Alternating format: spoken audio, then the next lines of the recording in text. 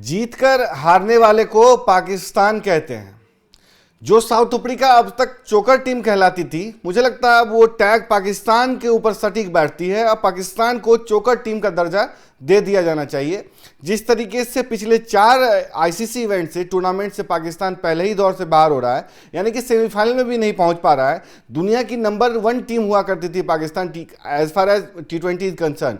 मतलब T20 में कम से कम तो वो नंबर 1 टीम थी और खुद को दावे करती है कि वो भारत का राइवल टीम है, और वो पहले ही दौर में बाहर हो जा रही है। तो उस टीम को क्या कहेंगे? चोकर नहीं कहेंगे तो क्या कहेंगे? वो भी उस मुकाबले में जिस मुकाबले में आपको 15 ओवर यानी कि 15 से 17 ओवर तक मैच आपकी पकड़ में है। आपको एक मनमुफीद यानी कि शुरुआत जो है फखर जमान और साहिबजादा फरहान ने दे दी है, और आप ये ऐसा लग रहा है कि 260 रन बनाने जा रहे हैं। वहां पे आपकी टीम 210 रन पे सिमट जाए, 4 ओवर में 38 रन पे 8 विकेट आप खो दें, 15 से 18 ओवर तक 176 पे 1 विकेट होता है आपका, और अगले 38 रन के अंदर 8 विकेट आउट हो जाए आपके, तो इसको क्या कहा जाए? ये पाकिस्तान ही कर सकती है। लगातार हर टूर्नामेंट दर टूर्नामेंट टीमों का प्रदर्शन सुधरता है, लेकिन पाकिस्तान का जो प्रदर्शन है बद से बदतर होता जा रहा है।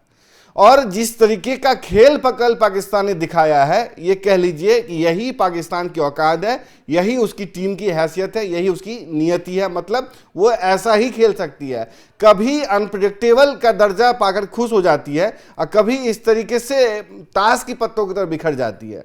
मसलन कल के मैच में जो कुछ हुआ है, उसने टीम मैनेजमेंट पे सवाल खड़े कर दिए हैं। सवाल क्या खड़े कर दिए हैं कि कल जिस तरीके की शुरुआत फखर जमान ने दी, जिस तरीके की पारी आतिशी पारी खेलने की जरूरत होती है T20 में, वैसे ही कुछ पारी उन्होंने खेली। इससे पहले भी एक क्रूशियल मुकाबले में 2023 के वर्ल्ड कप में फखर जमान ने ऐसी ही पारी न्यूजीलैंड के खिलाफ खेली थी और टीम को डकवर्थ लुईस से जिताने में महत्वपूर्ण भूमिका निभाई थी। ताबड़तोड़ पारी खेली थी, ऐसा लगा था कि न्यूजीलैंड के कीवियों की बैंड बजा दी थी उन्होंने। कल भी ऐसा ही हुआ, लंकन गेंदबाजों की जमकर धुनाई की साहिबजादा फरहान और फखर जमान ने। लेकिन आपको आश्चर्य होगा कि इतने बड़ा बल्लेबाज जो लगातार क्रूशियल मैच में, इस तरीके के मैच में आपको अच्छा प्रदर्शन करके दे रहा है, लेकिन आप उसको बाहर बिठा रहे हो, बेंच पे बिठा रहे हो। लगातार वो तकरीबन 7 से 8 साल से संघर्ष कर रहा है, टीम का परमानेंट हिस्सा नहीं बन पा रहा है। उसको टीम में बेंच पे बिठा करके ले चल रहे हो। और शादाब खान जो बॉलर है या बैटर है पता नहीं चल रहा है, जो उसकी इतनी ही ताकत है, कोई इस्लामाबाद यूनाइटेड में खेलता है, और माइक हैसन जो कोच है उसकी पसंद का है, उसका जो ससुर है वो शखलन मुश्ताक, वो शो में बैठ के उसको डिफेंड करता है। यानी कि जो पर्ची सिस्टम की बात हम पाकिस्तान में करते हैं, उसका बेहतरीन नमूना जो है साहिबजादा फरहान या तमाम गेंदबाज नजर आते हैं। शाहीन अफरीदी नजर आता है, जो शाहीन अफरीदी की घुटने की दर्द ठीक नहीं हो रही है, जो कह लें ऑपरेशन होने के बाद से फिट नहीं हुआ लेकिन टीम में शामिल हो रहा है, जिसकी T20 में जगह नहीं बनती उसको कभी वनडे का कप्तान बना दिया जाता है, जिसकी टीम में जगह नहीं बनती वो पाकिस्तान का स्ट्राइकर बॉलर है जो खुद को शाहीन कहता है, यानी मिसाइल कहता है, लड़ाका बोलता है। उसको आखिरी ओवर में समझिए कि लगातार 3 छक्के लगते हैं, 22 रन लगते हैं। अगर अंपायर ने वाइड बॉल दे दिया होता तो समझिए कि ये 205 रन, 5 रन से जो पाकिस्तान टीम जीती है वो भी श्रीलंका जीत जाती। श्रीलंका ने दिखाया है कि कैसे मैच खेला जाता है,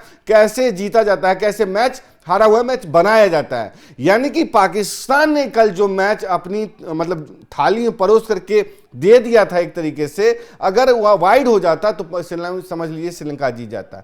यानी कि पाकिस्तान हर टूर्नामेंट में अपने जो प्रदर्शन से निराश नहीं करता है, बता देता है कि वो इससे भी घटिया प्रदर्शन कर सकता है। पाकिस्तान हर टूर्नामेंट में बाहर जाता है, हर टूर्नामेंट में दावे के साथ आता है कि वो फाइनल खेलेगा। जब उससे कोई पूछता है कि आपका इस बार क्या प्लान है, किस तरीके से रहेंगे, तो पाकिस्तानी खिलाड़ी आपको कहते नजर आएंगे कि हम एक तरीके से फाइनल खेलेंगे।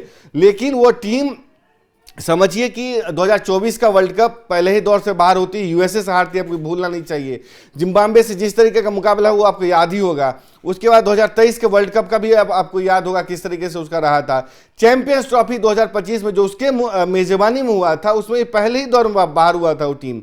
उसके बाद T20 वर्ल्ड कप जो 2026 का भारत श्रीलंका की मेजबानी में हो रहा है, उसमें भी वो कह लें सेमीफाइनल में नहीं पहुंच पाया। एशिया कप में पहुंचे, लेकिन किस तरीके से भारत ने पीट दिया तिलक वर्मा की पारी की बदौलत, वो भी आप सबके सामने है। यानी कि पाकिस्तान में एक अपार कंफ्यूजन का मकाम है। कि जब टीम खेल रही होती है वहां पे मोहसिन नकवी जैसा एक चोर जो पीसीबी का चेयरमैन है वो आता है, टीम के अंदर जाके मीटिंग लगता है। मतलब आप कभी सोच सकते हैं कि जब टीम टूर पे हो, टीम दौरे पे हो, मैच खेल रहे हो, टूर्नामेंट जारी हो, तब कोई पीसीबी या बीसीसीआई का चेयरमैन या सेक्रेटरी आता है, खिलाड़ी से मिलता है। ये पाकिस्तान में होता है। पाकिस्तान के चेयरमैन को, पाकिस्तान के एडमिनिस्ट्रेटर्स को दिखाने का शौक है। नक्कारा फिसड्डी बोर्ड, उसका नक्कारा चोर चेयरमैन बीच में आकर के खिलाड़ियों की मीटिंग लेता है। मोरल कितना डाउन होता है ये आपको सोचने की जरूरत है, देख सकते हैं आप। और जब आप तुलना करते हैं भारत से राइवलरी की, तो भारत से आपकी कोई राइवलरी नहीं है। राइवलरी तब होती है, जो सूर्य कुमार यादव, अक्षर पटेल ने कहा था, जब मुकाबले आपके 15 में 7-7 के हो जाए, 8-7 के हो जाए, चलिए 7-6 के हो जाए, तब समझ में आता है कि राइवलरी है। जब मुकाबला 8-1 के हो, 14-1 के हो, तो कैसी राइवलरी होती है। मुल्कों के दौरान जो राइवलरी है, इसलिए आपके क्रिकेट की अस्तित्व बचा हुआ है, इसलिए मैच में हाइप बनता है, वरना क्रिकेट वहीं के वहीं तबाह हो जाता। लेकिन जिस तरीके से सलमान अली आगा जैसा कप्तान होगा, जिसका कि प्रदर्शन नहीं है, ना बॉलिंग है, ना उसका कोई स्ट्रेटजी है, जहां पे बैटिंग करना है वो बॉलिंग कर लेता है, जिस मैच में बारिश की संभावना है वहां डकवर्थ लुइस के अनुसार आपको बल्लेबाजी करके आप स्ट्रेटजाइज कर सकते हैं टीम को, वहां पहले बल्लेबाजी कर लेता है। यानी उसको कुछ समझ नहीं आता है गेंद में कैसे काम करना है। ये तो रही पाकिस्तानी टीम के प्रदर्शन की भी थी बात। लेकिन जिसे ट्रम्प कार्ड के तौर पे साबित करना चाह रहा था, पेश कर रहा था, कोई ट्रम्प कार्ड है, तुर्प का इक्का है, वो उसकी ऐसी पिटाई कर श्रीलंका ने की बता दिया। यानी कि शाहीन अफरीदी का भी वही हाल है कि आखिरी ओवर में आते हैं, आप 3 छक्के सहित आप 22 रन देते हैं, 28 रन की जरूरत होती है। एक क्या कह सकते हैं कि अगर वाइड मिल जाता तो समझिए कि गेम तमाम था। यानी कि 176 रन 15 से 17 ओवर के दौरान बनाने वाला पाकिस्तान 20 ओवर की समाप्ति पे समझ लीजिए कि ऑल आउट हो जाता है 20 ओवर तक, और 210 रन बना पाता है।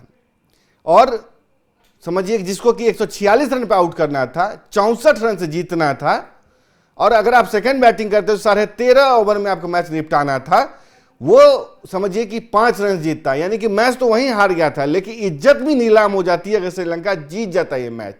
तो सवाल ये उठता है कि इस मैच के बाद कौन खुश होगा पाकिस्तान में। पाकिस्तान में आपको पता है कि पीएसएल वाली टीम चुनी जाती है, क्योंकि उन्हें एक ब्रांड्स की जरूरत होती है, उन्हें ऐसे खिलाड़ी की जरूरत होती है जिसके जरिए आई बॉल कैच किए जा सके, जिसके जरिए एडवर्टाइजमेंट के पैसे बढ़ सके, व्यूअरशिप बढ़ सके, टीम की व्यूअरशिप बढ़ सके। इसलिए तो आप देखते हैं कि जो मोहम्मद रिजवान है या बाबर आजम है, इनको बिग बैश में लिया तो जाता है, लेकिन जब बल्लेबाजी करने आते हैं तो स्टीव स्मिथ आपको बाबर आजम को स्ट्राइक तक नहीं देते हैं, वैसी फजीयत करते हैं। मोहम्मद रिजवान जब बल्लेबाजी कर रहा होता है तो उसकी टीम का खिलाड़ी उसको बाहर से, बाउंड्री लाइन से बाहर से खड़े होकर के कहता है कि वापस आ जाओ, मैं आ रहा हूं, तुमसे हो नहीं रहा है। यानी कि पाकिस्तानियों को साफ तौर पर कह देना चाहिए तुमसे ना हो पाएगा, अब बख्श दो, क्योंकि पाकिस्तान के बस की बात अब आईसीसी टूर्नामेंट नहीं रही है। इसलिए आप देखते हैं कि पाकिस्तान में जो शो ट्रांसमिशन चलते रहते हैं उसमें किस तरीके से बखिया उधेर दी जाती है। वो कौम परस्ती है जो कहते हैं कि इस बार भारत को हरा देंगे, लेकिन अंदर से पता चलते रहता है कि उनकी टीम की क्या स्थिति है। और जो मैं बार बार लगातार कह रहा हूं कि पाकिस्तानी का नमाज में ज्यादा ध्यान रहता है, खेल में कम। जो बॉब उलमर कहा करते थे कि पाकिस्तानी प्ले ज्यादा करते हैं, प्ले कम करते हैं। अगर प्ले ज्यादा करें तो प्ले की जरूरत नहीं पड़ेगी। इसलिए तो आपको पाकिस्तान के जर्नलिस्ट हो, पाकिस्तान कमेंटेटर्स हो, पाकिस्तानी खिलाड़ी हो, वो आपको नमाज पे ज्यादा ध्यान देते नजर आते हैं। इसलिए तो आप देखते हैं कि जब श्रीलंका में टीम खेल रही थी भारत वाला मुकाबला, तो वहां पे कह रहे थे कि पाकिस्तान टीम ये मुकाबला जीत जाएगी, क्योंकि अल्लाह की दुआ है, अल्लाह का आशीर्वाद है, और उस स्टेडियम के पीछे मस्जिद है, वहाँ पे बहुत सारे मुस्लिम रहते हैं, उनकी दुआएं हैं, अजान की आवाज़ जाएगी मैदान पे, तो ये जो शाहीन है उठ खड़े होंगे और कह ले कि भारत को पटखड़ी दे देंगे। लेकिन कुदरत का निज़ाम आपको इंग्लैंड वाले मैच से तो बचा सकता है। इंग्लैंड आपने आपको एक लीड तो दे दिया था, लेकिन आपके मैच पे नहीं लागू हो सकता। अल्लाह भी कहते हैं कि जब तक आप कर्म नहीं करोगे आपको अल्लाह भी मदद नहीं करेंगे, और पाकिस्तान का यही दुर्दशा है आने वाली है। आप देखेंगे कि भारत से बालिटरेसी तो नहीं हो रही है, अब कह लें आईसीसी इवेंट में भी कोई रास्ता नहीं रहा है। अब आने वाले समय में जिस तरीके से पाकिस्तान कांड कर रहा है, उसके बाद अब भारत भी तंग आ गया, बीसीसीआई भी तंग आ गया है। अब उस रिक्वेस्ट करेगा कि भारत वाले ग्रुप में पाकिस्तान को डिलिबरेटली ना डाला जाए, भले कुछ भी हो जाए। यानी कि पाकिस्तान ने जिस तरीके से कल का मैच खेला, जिस तरीके से उसकी टीम खेल रही है, मतलब 0-8-4-7 हाईएस्ट था। यानी फकर जमान साहिबजादा फरहान के आउट होने के बाद 7 हाईएस्ट था, यानी पूरी टीम मिल करके समझ 38 रन बना पाई, 8 विकेट मिल करके, और 210 तक जैसे तैसे पहुंच पाई। जैसे तैसे ये जीत उसकी नसीब हो पाई, वो भी कमल अंपायर महाराज मेहरबान थे इसलिए, वरना पाकिस्तान की टीम की कल जो हालत होने वाली थी वो तो आप देखते ही। आप पूरे मामले पे क्या सोचते हैं, या पाकिस्तान टीम के खेल पे क्या सोचते हैं? क्या पाकिस्तान टीम को अब साउथ अफ्रीका की जगह नया चोकर टीम घोषित कर दिया जाना चाहिए? आप जो भी सोचते हैं अपनी राय जरूर दें। तब तक के लिए देखते रहे स्पोर्ट्स आर। नमस्कार।